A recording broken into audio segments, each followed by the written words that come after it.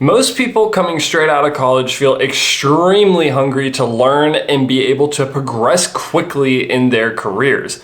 But because no one really actually teaches you how to do this once you actually have a job, we end up just kind of feeling lost and confused in terms of how to actually go about doing this. Well, after only about 3.5 years, I recently got promoted to a management position. And I don't say this to brag, but rather to show you that it is possible to progress quickly. If you're new to the channel, welcome. My name is Tyler Warlow, and I make videos on things I wish someone had taught me when I was younger. And in today's video, I'm going to be covering some of the advice that I was given by mentors, as well as listening to podcasts over the years that I honestly feel like made a difference in accelerating my career growth. If that's interesting to you, let's go ahead and hop into the video. One of the biggest things that you need to make sure that you do if you're trying to prioritize career growth is actually make sure that the company that you are looking at has the room for upward mobility. In other words, you need to make sure the company actually has the ability to promote you to something in the first place. To overly simplify things, there are two kind of main structures that a lot of companies can take, and that's a vertical structure or a horizontal/flat structure. A horizontal or flat structure usually means there's not a lot of room for actual promotion. So there's only a few levels in the company, but they kind of tend to make up with that in increases in pay and responsibilities that maybe the vertical companies don't necessarily have. More vertical companies tend to have more room for upward mobility, and there's a lot of different positions in terms of who's reporting to who. Now, something to keep in mind here is if a company has a lot of upward mobility, then each time that you get promoted, you might not get as much pay or as much increase in responsibility. It may just be more of a title change, but it's something to consider when you are looking at the companies that you're looking at. So look at the companies, see if they have the type of position that you want. Do you want to go for more of a project lead, or do you want to go for a more people management role? Try and find out if the company is more horizontal or vertical. And finally, reach out to people and try and talk to them about their experience with the company. You can either do this with people who are currently working at the company, or you can use other methods like LinkedIn to try and reach out to people who worked at the company previously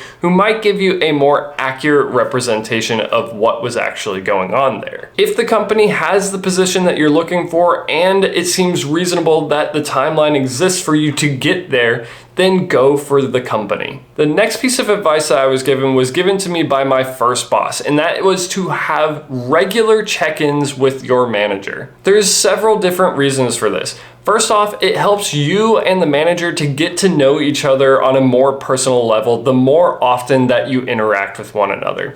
This helps you to build trust and rapport, which often leads to your manager wanting to support and advocate for you that much more when it comes to getting your promotions or helping you in other career growth opportunities. Not only that, but it actually helps them to learn what you are trying to achieve.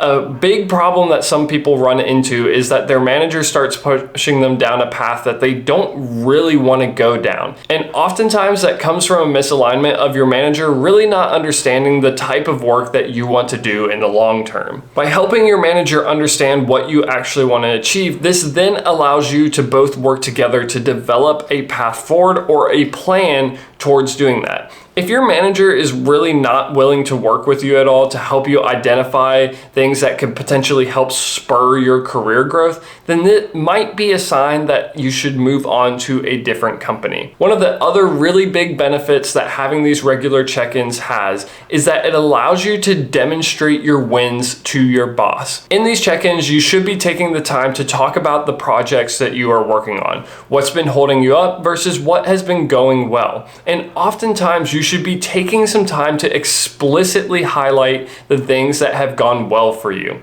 if things have gone poorly, you should then take the time to explain what you did to rectify the situation, because that helps demonstrate that you are capable of being flexible and solving different problems. Something that I heard on a podcast a while ago that I personally thought was really helpful is in your emails, you should set up a folder called your win folder.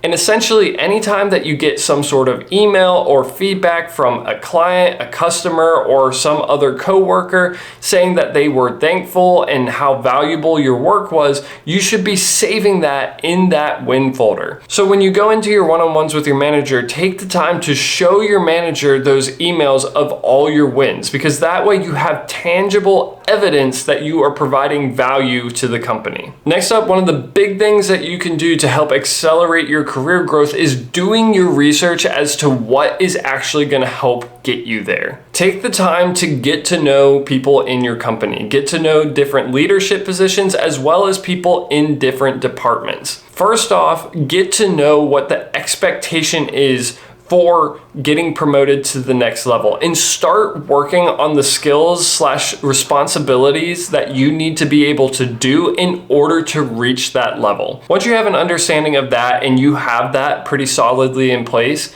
you then want to take the things that you've learned from your leadership as well as people in other departments to know what are the pain points that are here. And then you should take the skills that you have learned and try to solve those problems. That is another way that you are then trying to provide value to the company. And honestly, that is going to be one of the biggest ways that you can help progress your career, is by helping to solve actual problems that the company is having. If you're just going about your day and doing the bare minimum that's expected of you, then why would someone want to promote you? They're already paying you for the job that you're doing, so if you're not really providing any additional value, there's not really a point to promoting you. Next up, when you're having one-on-ones or you're having meetings regarding promotions, be able to respond and take feedback well.